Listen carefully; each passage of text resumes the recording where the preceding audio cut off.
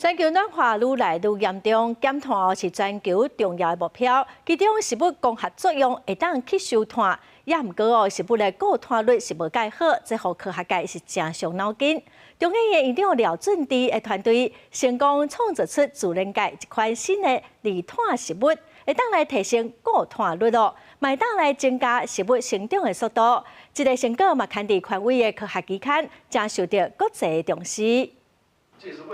中研院院长廖俊智10多年前伫美国做研究的时阵，就关注要安怎互树啊、草啊，甲温室气体二氧化碳转做有机物的过程，也就是固碳的过程，会当更较有效率。即卖伊甲研究团队结合中研院的专业，头一届用人工设计的方式改变光合作用。卡文循环的产物，加值光呼吸作用的一个中间产物叫做乙醇酸，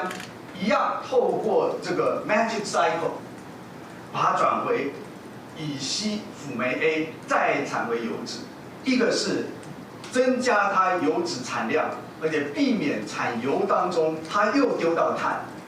团队设计人工固碳 magic 循环，甲3碳的食物转做2碳的食物，用要2年的时间，伫细菌甲光合菌的试验有成功，而且应用伫咧食物，用阿拉匹草来实验。这2种拢是今年7月14种的，做实验的迄种发酵较悬大，生产的油脂嘛增加2倍至3倍。